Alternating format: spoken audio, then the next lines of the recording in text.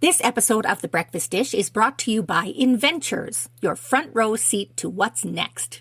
Register now for Inventures 2022, where you can learn, share, and be inspired by the startups, entrepreneurs, investors, and global thought leaders who are redefining the future. Inventures runs June 1st to 3rd in Calgary and online, featuring more than 150 sessions, over 250 speakers, international keynotes, expert panels, startup pitch events, networking opportunities, and more. Reserve your pass now at inventurescanada.com. That's inventurescanada.com. Tell me your dreams over bacon and eggs. We'll share a laugh and a story and even a wish on the breakfast dish.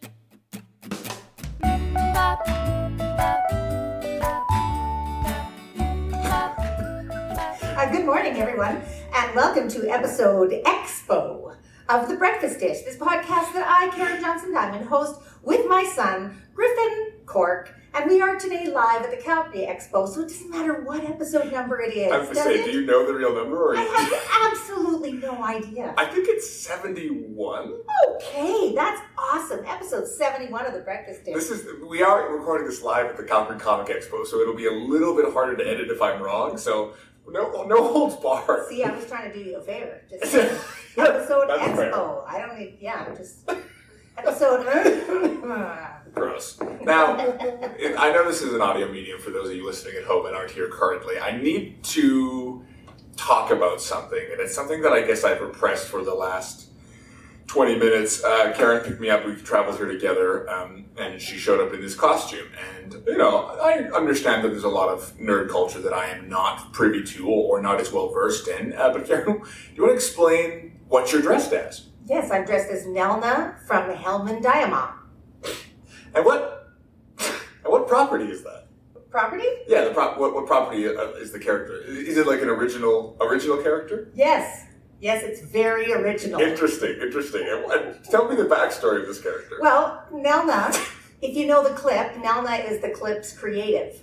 So The clip isn't Clippy? No, the clip. Okay, you have to be really familiar with Helman Diamond. You have to be, and it's impossible to be because it's the original The character, clip right? is our anti-hero, and Nelna is his creative. Okay. And it's the entire story of the creation of Norway. I don't know what you're saying. You're doing Nordic lore for me right now? Is that what you're doing? Yeah, I'm totally doing Nordic lore. Hordungalefsa, man.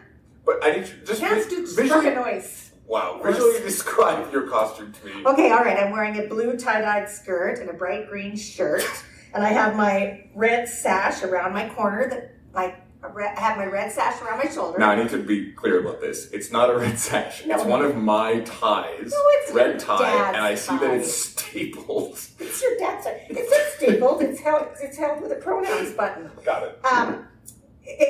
I've got my red sash and it's pulling my necklace to the side, as you'll see in any drawings of Nelna. Huh. And I have my balls on my ears and my balls on my fingers. And my boots. And my, I don't know what you call it. I call it a cuff. Like a snow muff you put your arms into. Yeah. Because it's snowy in Norway. That's right. What do we do on the breakfast dish? Because it's not all cosplay stuff. We don't talk about the costume all the time. No, we don't. You call me out of what I'm wearing often, whenever I record in my hoodie. Never care what I'm wearing. This time I do, I guess. You tell them. I've talked a lot about Nelna. You talk and tell them what the podcast is about. The Breakfast Dish is a collection of interviews we do with a lot of Canadian artists, be they actors, directors, filmmakers, painters, musicians, festival programmers, anything along the spectrum we'll chat with. We're really interested in the way that people work and like the way that people create and how they view other people's work. And today we are joined by, I would say, Calgary Comic Expo royalty. And I forgot to tell him that he could jump in with bits whenever he wanted, but he's been very polite so far. Spencer Estabrooks. Hey, how's it going? It's going really well. Did you have any first impressions of Karen's costume, or did you think this was normal? Well, she had this like Kermit the Frog water bottle, so I thought it could be like somehow related. Oh, there's like totally a Henson crossover with Helman Diamond. Because I'm like, Interesting. Is it Marvel, DC? I guess it's Henson. Okay, cool. It's Hensonson. Because it's I was going to Norwegian. say, when Henson comes knocking at our door, Yeah, it's Henson. cease and desist. Yeah, okay, Norwegian great. names like Johnson or Henderson, it's Hensenson. Here's what I know. Sharkasaurus. Okay. BIKEPOCALYPSE. BIKEPOCALYPSE. You say it. BIKEPOCALYPSE. Ooh. BIKEPOCALYPSE. And being around Spencer, I only have 3 speeds. Hill, chill, and Givener. I just noticed, I'm sorry, I know I'm interrupting. I just noticed you also have silver paint on your hand. Is that part of the... Yes. Okay, that was the first time I noticed. Spencer, I know to be an amazing Alberta filmmaker that you talk about all the time. Oh, that's true. Spencer, true. what brings you to the expo this year? Well, I've been coming to the expo for a couple of years. I normally have a couple of nerdy projects I'm always trying to bring people's awareness of. And so, now I've got a little guest table and I sit there and, I schlock series One Hit Die, which Griffin Cork is familiar with. He was cast in one of the episodes. And, Sharkasaurus and some of my other comic book and film projects. Yeah. I was leaving One Hit Die for you to talk about because that's like Julie Orton, Phil Burt. You are famous to have worked with them. I know, yeah. So, I'm famous by association, thanks to Spencer Estabrooks. right? Do you want to talk about One Hit Die? Yeah, well, we can start with One Hit Die. Hit me. Yeah, well, like One Hit Die is like Lord of the Rings shot like The Office, like a D&D meta mockumentary. We started Exactly what it is. I love it. We started it a couple of years ago, and we did we started as an Alberta Foundation of the Arts project, and then we just had so much fun doing it. I got really excited. I'm like, let's do a Christmas special. And we, I think, raised a couple $1,000, had a fundraiser, and did like a Christmas special. And then TELUS got on board and started giving us money to do a longer form, and we started taking it around. And I think we've done 3 seasons now. I know we've done 3 seasons. And we have lots of like weird behind the scenes extras that we always do. Like I think on the last Devouring Dungeon season, I intentionally finished early, or at least on time as far as low budget filmmaking goes. Nice. But then I go to the crew, I'm like, guys, I need everybody to stay around for like another hour. I have an idea. And like everybody was just like, looked at me like with a little, but I'm like, come on guys, it'll be great. It is a very interesting atmosphere on set when like everyone thinks that the day is almost done and the director goes, I actually have this kind of crazy thing I want to do. Because there was a day we had, so Bleeding Arts made this, it's a mimic sofa, and for those of you that don't know what D&D is, it's like a mimic is a monster that pretends to be something else, like a chest, and traps people. This is a mimic sofa, so it's a sofa that like opens its mouth and eats people, and it's it's a puppet, and I'm just like, I think it'd be super cool if we just stick around for an extra hour. It won't take that long, just a couple shots. Because how often do you get like a well-lit set, a mimic puppet, so that I could make a music video and record Monty Python's "Sit on My Face" song. Tell me that you love me. Sit on my face and say I love you truly. Oh, hold on everybody. Karen wants to decide that there's going to be 20 seconds of the podcast with no observations. Go ahead, Karen. I love to hear you Moralize. When I'm between your thighs. When I'm between your thighs, you blow me away, right? Sit on my face, and I'll embrace you. I'll sit in your face and tell you I love you too. So did you have the puppet mouth the words? Yes. yes. You shot a music video in under an hour? Yeah, I mean, like, there's not like we did like I think 3 setups, right? Yeah. A little close up, but yeah, it wasn't like a lot, and it's a very short song. Sure. There's only one actor, and I took the tempo of the audience, the crew, and they didn't want to stay longer, so we did what we could with the time that I could squeeze.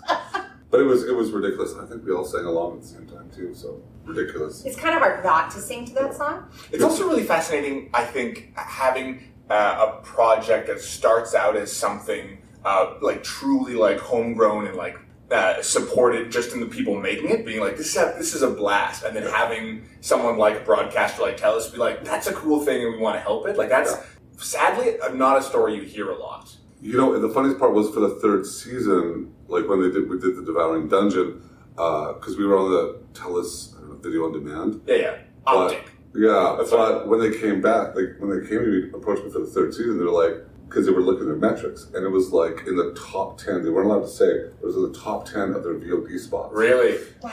Because I think they were at that time, like they're always mixing stuff up over there, But when it first came out, they, TELUS does little ads, like on their channels. Yeah. It showed up during The Walking Dead, our trailer, and our trailer looks great. And it's just like, just that little hiccup, just when so many people suddenly see, oh, what is that? Oh, that's on TELUS VOD, and they go over and click on it. So it's just one of those things where it's like, oh, if you, it's the old adage. It's hard to like.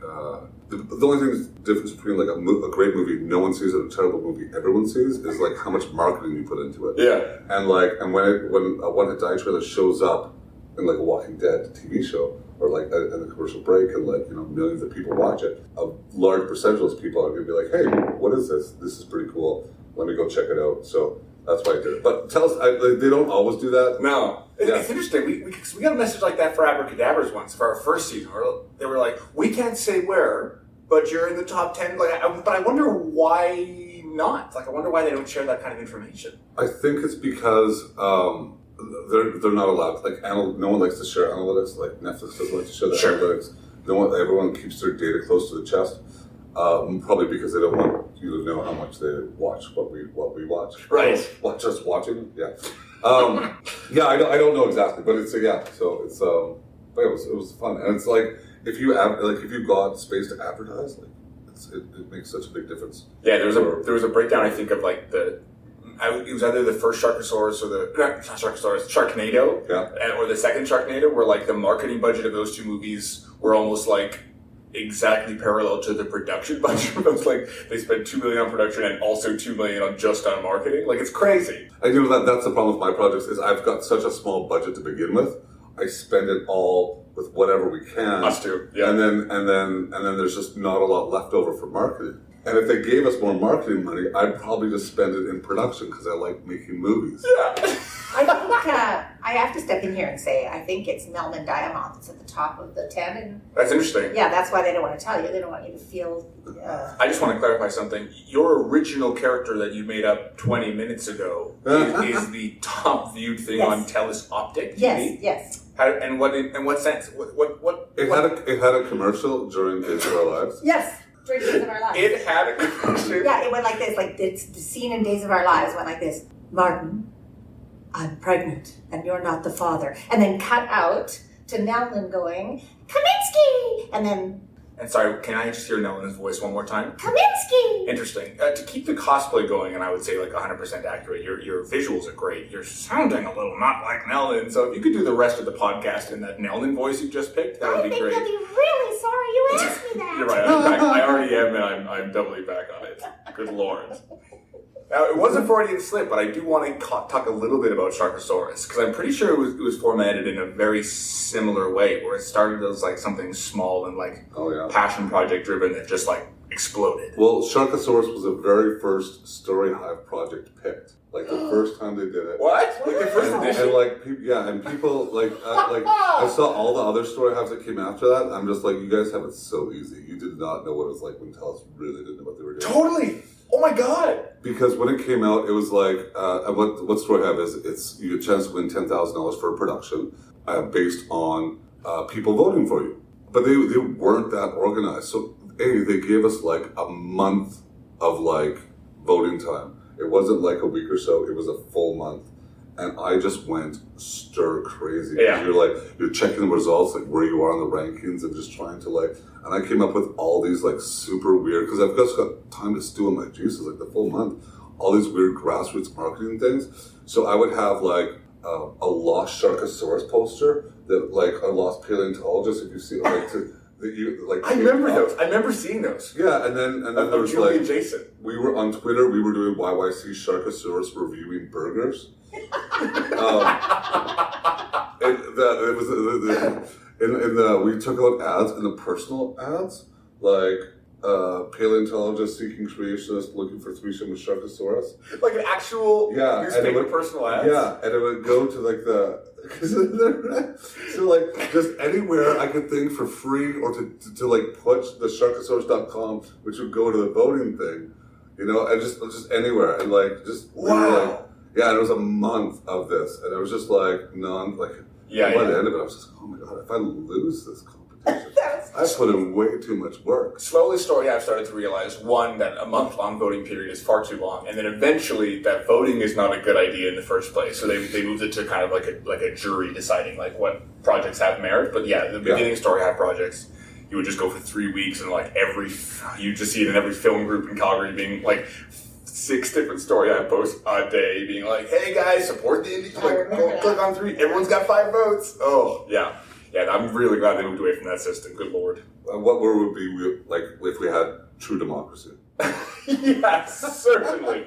That's right. Let's not stay political. Yeah, and if you had a month-long election period. Exactly. Actually, I don't know. And you had 5 votes every day. I don't know. They've actually kind of pissed me off today. Here's 3 more from the other guy. Right? Although back in the day, there was something that I was voting for, and I don't remember. It was ages ago, like when voting online first started. And we discovered that you could vote... America's Got Talent. No, but close. But you could vote on all your different devices. So it didn't recognize you as the same person if you were on your laptop or your other laptop or your tablet or your phone or your desktop. That might have been when I was having you vote for Abracadabra Season 1. I feel like it was before that. Okay. I feel it was something. It was probably something you were involved in because you told me about that tactic. I remember voting for something 5 times a day. Well, I would say I figured it out, but it was your father who figured it out. Sure, yeah. And Sharkasaurus is a lot of the product that you have here right now at the Expo. It's a ton of the stuff. So after when I did the Sharkasaurus short film, I was like, I loved it. It was fun, but I had so many big ideas. I'm just like, I don't think a film could contain them, and I don't think any one would give me the money to make the film I wanted to make. Yeah. So I thought, well, you know what? I love fucking I love graphic novels. I swear, hell yeah, breakfast dish. Fuck yeah. I love graphic novels, so I'm like, oh, you know what? Why don't I just do a graphic novel? So we did kickstarted a graphic novel and made a 96-page book. Renegade Arts Entertainment. 96-page? Yeah. Wow, that's a lot of pages for a graphic novel. It's a ton of pages. It's like that whole undertaking. When you get this idea, I'm like, oh yeah, I'll do this, and then you actually do it. It's crazy. But Renegade Arts Entertainment, they're like Western Canada's largest publisher out of Canmore. Yeah. They published it for me. But yeah, the whole project, because again, I'm used to film, so I get 30 people around for like a weekend or like a week, and we get something done, right? And it's, beginning, ending, do it. Graphic novels, I mean, you work with like a colorist and an artist for like a year. And it's just such a different pace of things and a different way of like working that again, I'm just not used to. Like there would be times where like, because we were behind schedule, like everything. But there'd be times like the artist is like, oh, I've got a cold. I can't work this week. And on a film set, if you get a cold, you just take a bunch of like Sudafed or whatever. Buck up. Yeah, buck up and get her done. I'm like, what do you mean you have a cold and can't draw? What are you talking about? Like for a week? What kind of cold is this? Like what? It's not mean you have a cold and you can't draw. But like this is my experience. Just working with artists is that it takes a lot to like create art and actually to like you have to be in the right headspace. I'm not saying that film doesn't create art. It's just film is like building, like it's physical and it's doing stuff and you've got to plan beforehand and there's people around you to like help you. But for an artist just to be like working by himself, it is difficult. Well, film is a lot more like procedure, right? Where I feel like, especially for graphic novels, I feel like every process is different depending on like the amount of characters and you know what I mean, like because you also, I imagine, also wrote it. Yeah. Right. And so you worked with that would be very complicated. Did you have say in like how the panels were structured, or was that left to someone else? I started that way, but then you start to like I think that again, coming from a film background where the director is very distant from the writer, but the director is more of the artist, and like I would write in panels and stuff like that of how I would want it, and he would send back layout sketches, which were either very close to what I did or different. And it's really interesting to see the give and take, because I'm like, oh, you know what? That's a far more interesting way of like breaking up the pages, has more movement to the page. And it was such a great learning process for me just to be working with an artist, building this and like going back and forth and looking at give and take and like, it was great. I really enjoyed the process. Fantastic. But it was long. It took a really long time to do. And then the publishing, like, I mean, it takes a long time to publish a book. Totally. Like a publisher, it's just like, oh, well, you can't just run down to the printers and get like 3,000 books. You gotta put an order in, wait a month. Go down to Staples. Start like teasing people out, get people interested in like the publishing industry is it's a lot slower than the digital world. Yeah, certainly. Now, Karen, as a graphic novel reader, or shall I say love comic reader, hearing about all the processes that one goes through to make a graphic novel, do you think that while you were reading your love comics, you properly appreciated the flow between panels? We spoke last time about my reading of the romance comics, Young Love, etc., me appreciating the drawings that Jack Kirby did in the love comic world.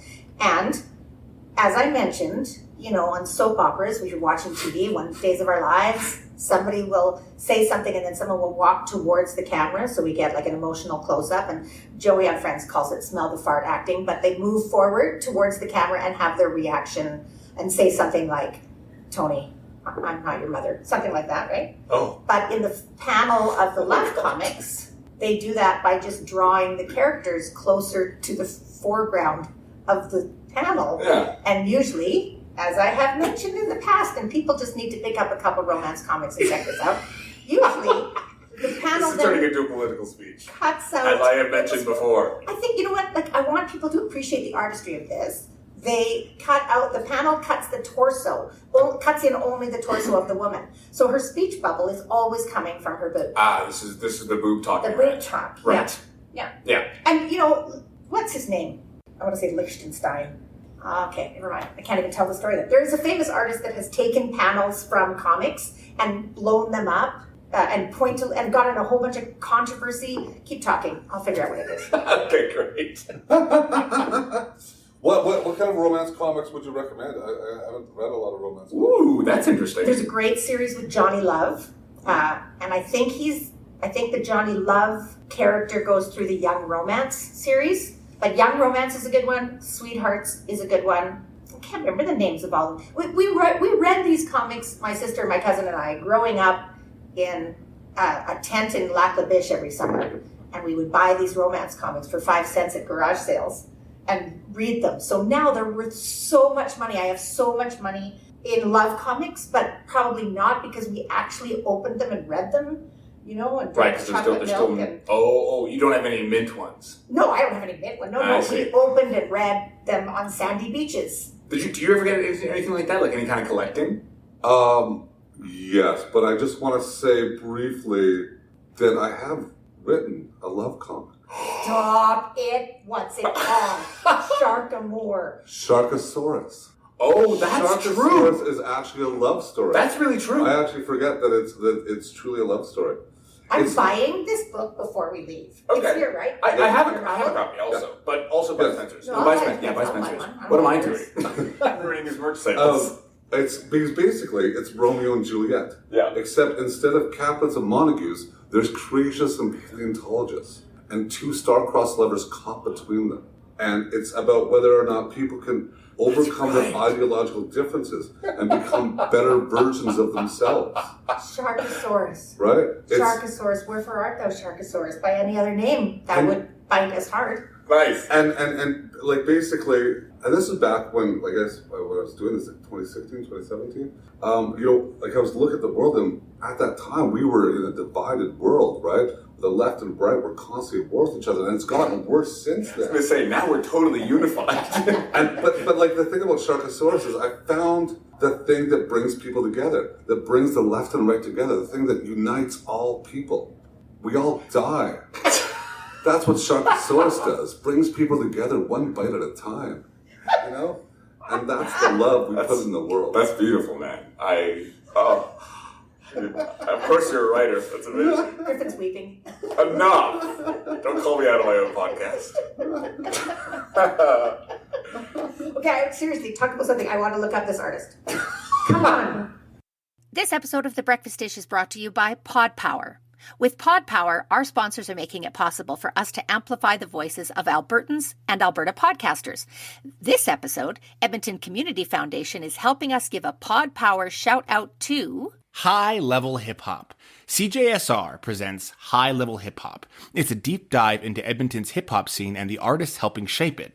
And the show takes a unique approach to introducing listeners to the OGs and young bloods of Edmonton hip hop scene. I shouldn't be saying that, but I am. It's scripted. The show is aimed at those who love local music, but might not have had a chance to fall in love with the city's surprisingly diverse hip hop scene. Each episode features an interview with a local artist, plus a fresh track they recorded at CJSR. Check out episodes with Arlo Maverick, Please Be Nice, and more throughout the season. High Level Hip Hop is produced by CJSR, Edmonton's campus and community radio station. Download it wherever you find podcasts and at highlevelhiphop.transistor.fm. Listen, I nail young bloods, but someone needs to teach me how to say OGs. What is an OG? I think it means original gangster. Oh, that's me. So this is something that I don't know enough about, but you had me an excellent sticker at... oh, wait, no. First, tell me about what you collected. Oh, that's well. So because I did collect comics when I was a teenager. Oh yeah. Yeah, I was big into Batman, and I had like a huge stack of comics.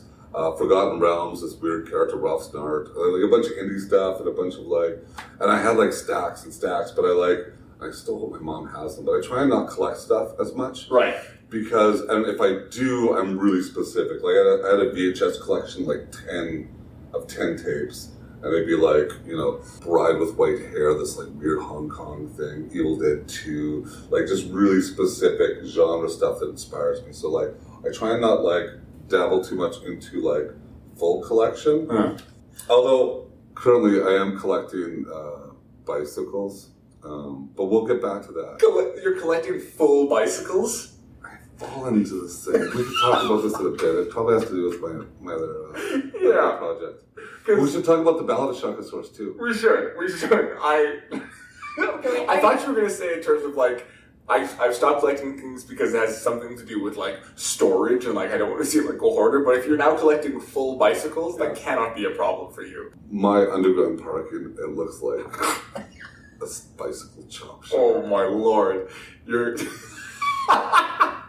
You have to go back to the comic conversation for 1 second. I was right. It's Lichtenstein, Roy Lichtenstein. You have to have a look at the art. You'll see what I'm talking about, because if you look him up, right, you'll recognize that this was the controversy. He was an artist, but he would take drawings from illustrators from romance comics and then do them up again. And sometimes he'd keep the speech bubble words, and sometimes he wouldn't. So I was not wrong when I said pointillism and Lichtenstein, and I feel super smart right now. Right, but what I don't know is what is pointillism? Is it just... Yeah, ...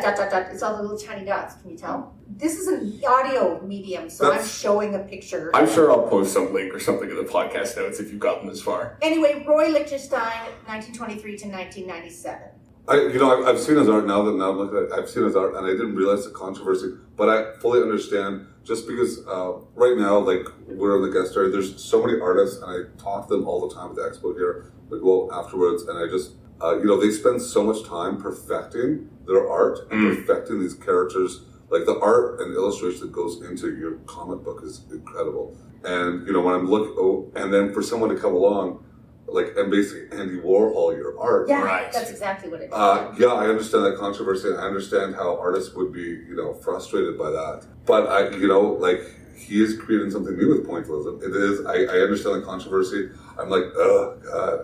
Because I also wonder if there was some metaphorical take on doing a love comic in terms of pointillism. Because I wonder if the idea of love comics just kind of being kind of cranked out stories. If the idea of a very precise pinpoint thing to make this woman's face that may have just been relegated to a love interest. I wonder if that's the... That is such an awesome bullshit metaphor. Totally bullshit. No, totally. Do you think Campbell's got mad at Andy Warhol?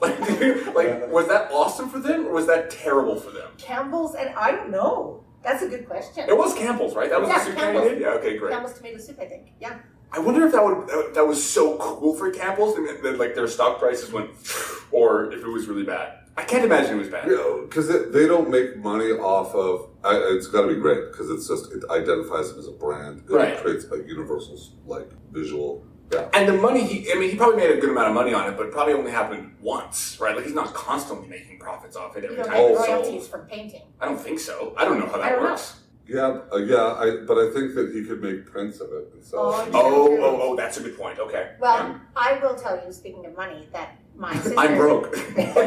My sister Kimmy had about 8 of the comics that actually had the panels that Liechtenstein ripped off. And she sold those comics like for hundreds of bucks each. Right, because that was something you started doing for a while there, mid-pandemic, is selling off some of like your most prized love comics, or the rarest? I haven't done the love comics yet. I'm working on your dad's D&D stuff. Oh, that's right, right. Do you have any Spelljammer?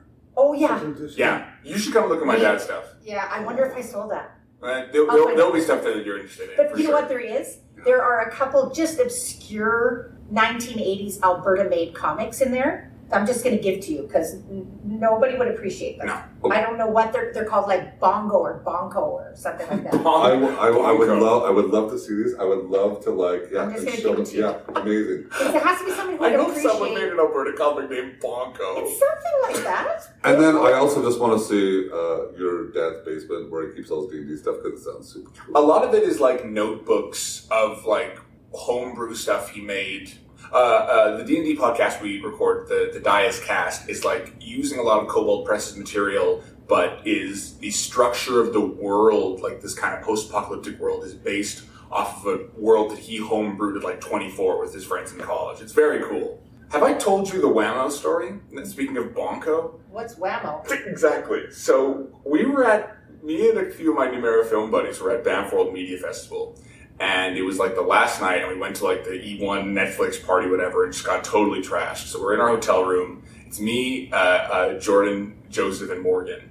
And we had just finished watching Archie, which is a DVD that was being handed out at the festival. And it was a cyborg dog that saved the world, voiced by Michael J. Fox. Terrible movie. But we watched it, and it was kind of nuts.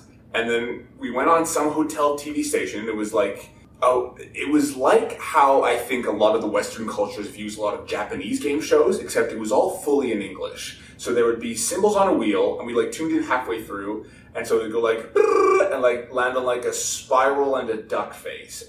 And then the host would go, all right, so are you going to do it? And the contestant would be like, I'm going to say 46 on Texas, Scott. And then the host would go, that's Whammo! And then they spin another wheel. Like, the rules were incomprehensible if you didn't know the show. So we watched this show for like 25 minutes, and it was nothing. So they would go to a different wheel, and then their chart would come up, and then there'd be 4 rows of like different family types, and then they'd drop a ball down, and it's like, no, you got 3 kids, so you know what you're going into for the next round.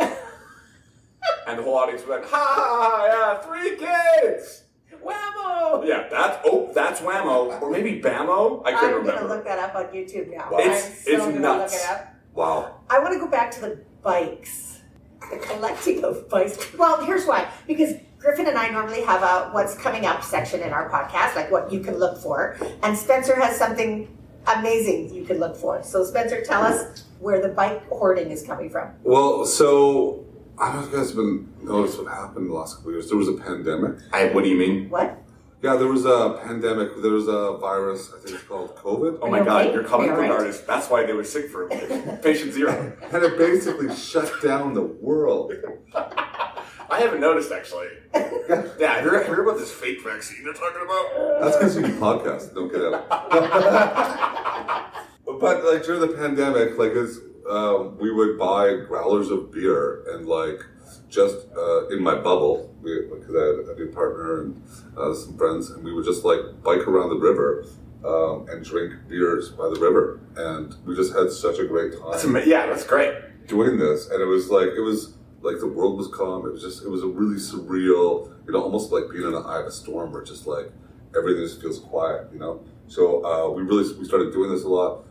We ride these. They're English 3-speeds. These Raleigh English 3-speeds. Okay. They've got like these Sturby Archer hubs, which are basically indestructible. I have a bike from 1951 that's 72 years old, and the hub still works perfectly. Like I got 3 speeds, and you only need 3 speeds in life: hill, chill, and giving her. Nice, right? So, because you don't need 24 single speeds. I'm like, it beats the point of gears. The gears are nice to have with hills. you know? But like, we've taken these English 3-speeds, like, I've taken them mountain biking, I've gone off-road with them. They're like solid, all steel, made in England, really cool bikes. Anyways, it's become this like weird obsession, and over the last little while, I keep buying more of them, and I can't help myself, but I found this like amazing gold one. They only made gold Raleighs between like 1969 and 1972. And I have this like mint condition gold Raleigh 3-speed that like is amazing. That's your retirement right there, Right. right? Okay, Things like that are an investment, aren't they? That's the other thing that's crazy. We're about to talk about a project you're working on that involves bikes, but you didn't.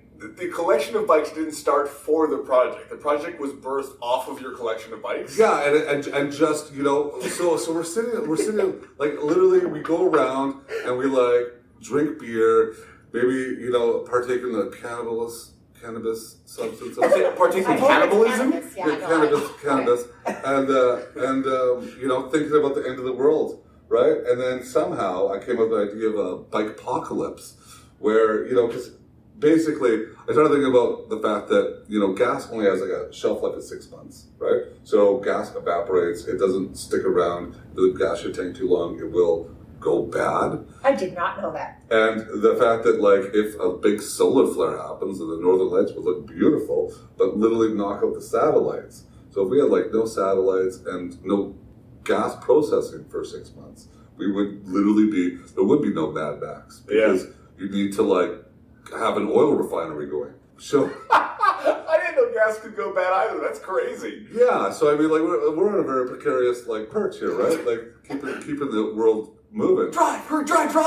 We have 4 months left. And I started reading, like, so I started reading white papers on if you were going to have a BIKEPOCALYPSE, what kind of bicycle would you want? And one of the big things are, like, internal 3-speed hubs, right? Which is just like, or internal hubs, because they've got less exposed elements, and they last longer. Because if you are in BIKEPOCALYPSE, it's going to be dirty, dusty, you know? So other bikes are going to have spikes. So we built BIKEPOCALYPSE, and literally the bikes do have spikes. Yeah. And axes made out of like bicycle gears and stuff like that. So I wrote this comic, and Jared Hartnell, amazing illustrator. Like, he was such a art nerd. It's beautiful. He illustrated it for us, and basically he used this thing called screen tones. So we inked the whole thing. So we had some inks, and then he cut out lines, plastic lines, and glued them onto the page as different screen tones to give it like almost a pointillism. And I'm like, you know, you can probably do that in like Photoshop, like scan it in and do it in Photoshop. Yeah. It's like, no, because he said what's really inspiring for him is just finding the little bits and pieces to move around as a puzzle. And this is, you know, where like working with an artist is such a joyful experience, because it's like, it's not just about the art, it's about the process of how you get there. And he showed me some of the elements around a collar that's where the scarf was working. It's like, you know, if you were doing that, you know, digitally, you'd be like, you could do it perfectly. Yeah. But doing it imperfectly, you find messy mistakes that look beautiful, and you find those like things that like, that's inspiring. Anyways, so BIKEPOCALYPSE is a 6-page comic that's going into an anthology called Home. Yeah, basically it's going to be published by Renegade Arts Entertainment. It's going to launch at the Edmonton Expo in October. It's fantastic. There's going to be 20 other Alberta comic book artists and writers that are contributing to it, and it's going to be super fun. The theme is called Home, and when I pitched it, right, it's like, you know, Rosie's this like ginger cyclist, right, writing from home because she lives in a post-apocalyptic wasteland. And if you're a scavenger living like that, home isn't where, you know, you live. Home is where your friends are, because you get like a bicycle path. Sure. So that's the story. Yeah, your gang. Yeah. Which is where, and you know, that's why it was inspired by my obsessive biking with my friends. Home is where the gang is. Right? As we like, you know, play some music and like drink beers down by the river. Yeah. And then, and now I'm just obsessively collecting 3-speed Raleighs, but you can find them super cheap. No one knows what they have. They don't understand the brilliance and beauty of these things. Cut this part out so no one knows what they have. They just sell them for so dirt cheap. And I'm like, what? Oh my God, for $100? Yeah, that's easy. Sure. I'm totally going to keep my eyes open now on Facebook Marketplace. I'll be like sending you all the ads. Exactly. So there's a lot of projects that you're involved in, especially a lot of the filmmaking stuff you do that I would describe very like broadly as like genre film. Yeah. And I just wonder that like what to you was so exciting about specifically genre film or like genre projects in general? Like what draws you to that internally? I think I just I really enjoy genre films. Yeah. They're what I like to watch. They're how I like to escape. And then I like making them. I like building them. Like the Ballad of Sharkasaurus. I had this idea where I'm like, okay, can we build a 17-foot long animatronic dino shark and go down to the old Lonesome Dove set and shoot a western? Yeah. That puppet was huge. It took a U-Haul to move it. Yeah, it was crazy. It should have been in hindsight, I told the artist, it's made by Brian Cooley, who's like an amazing master sculptor who spent 30 years traveling the world building dinosaur sculptures for the Royal Tyrrell Museum of Natural History. That's all he's done is build dinosaurs. And then during the pandemic, we built a 17-foot long animatronic dinosaur suit that takes it's so big and massive, it takes 4 large men to move it from one place to another, or one Michael Rourke inside the monster, like powering himself. Rourke was puppeteering it? Yeah. Good for him. By himself. Yeah. That's crazy. Can we Four large men or one Michael Rourke. Can we tie Brian Cooley to Anna Cooley? Yes, that's Anna Cooley's dad. Because Anna Cooley is Bart Gates Wilson's niece, and Bart Gates Wilson's husband, Alex, also does the sculpting of the Tyrrell Museum. Yeah. Yeah. Wow. See, I can fit into any conversation. Nice. Anna Cooley directed a number of episodes of Abracadabras, just putting that in there. That's and right. she's fantastic. She's very yeah. cool. Yeah. Anna's good. Anna's a good one. Mm-hmm. Now, Karen, hit Spencer with our favorite news segment. Oh, yeah, okay. So in our theme music, written by Alexander Cowan, she sings, "Tell me your dreams over bacon and eggs." And so we've been asking all of our guests to tell us if you're a nighttime dreamer, if you remember your dreams, the wackiest one you remember, the most recent one you had, some nightmare from childhood that you've never let go of. If you're a nighttime dreamer, do you remember your dreams? I do for like, some days I remember the morning, but I've been to the Expo and we go out for drinks all the time. Shout out to the Pin Bar. Shout out to the Pin Bar. Yeah, shout out to the Pin Bar, shout out Palomino, shout out a lot of bars. But we tend to go out for drinks, and yeah, sometimes if I have a couple drinks, I don't remember my dreams in the morning, and I'm blanking on my last. But sometimes I wake up being like, oh my God, this is the most ridiculous, amazing thing ever. Yeah. Yeah. Is there any like one you had like as a kid that you really remember? I'm trying. I'm just blanking a little bit. What, daytime dreams? Oh, yeah, daytime dreams. I mean, Go ahead. do you full on daydream? All the time. Normally about golden Raleighs. That's right. Now it's all about bikes. That's all about bicycles. Just like, I'm thinking about taking like an old, there's a bike swap meetup, I think on May 6th or 7th.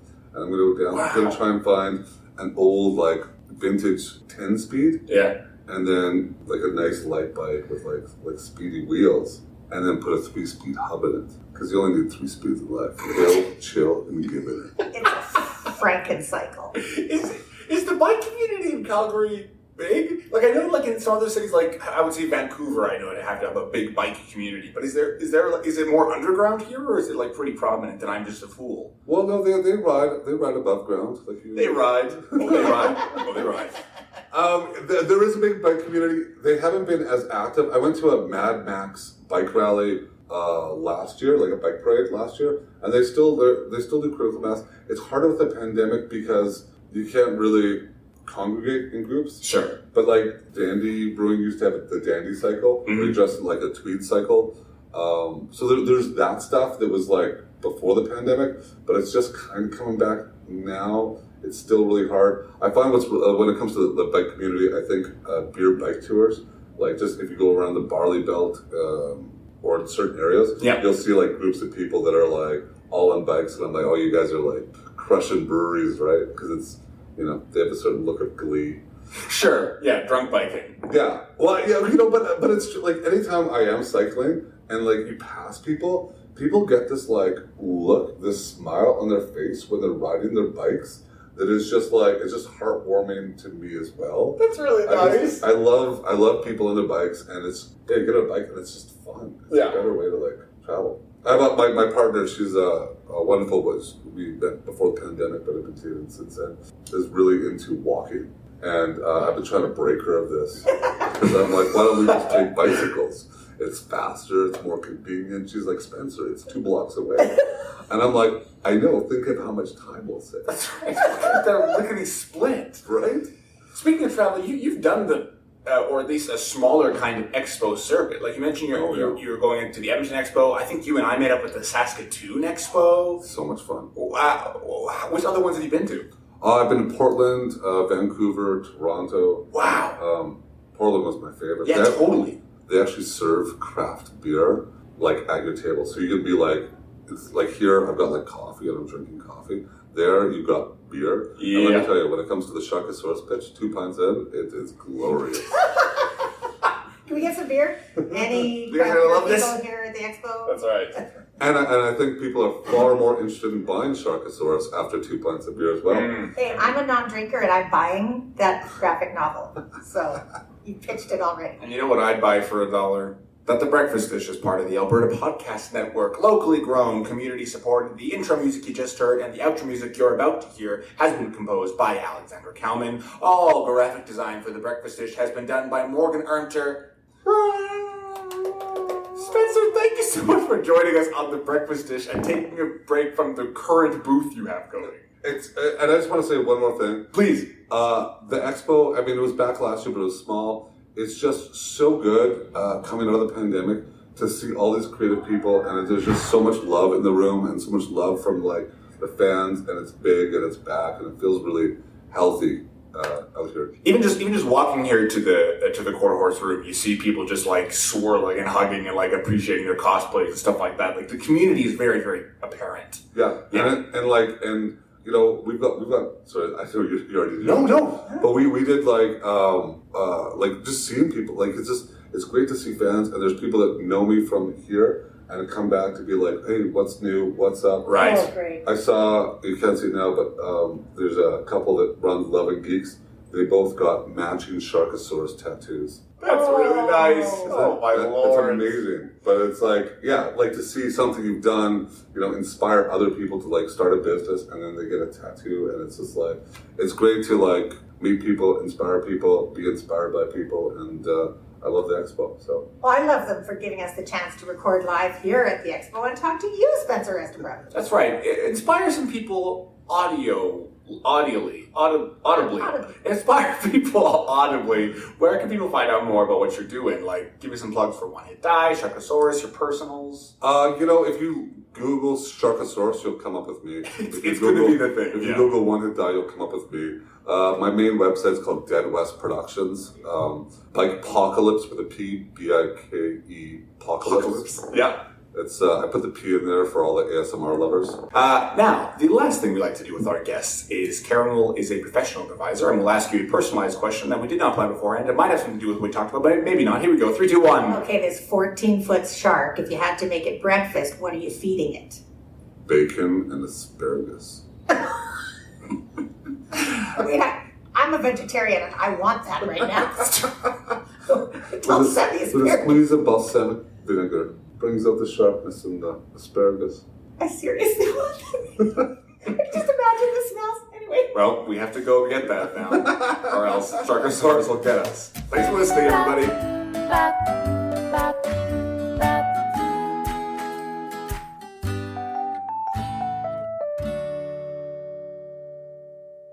This has been The Breakfast Dish.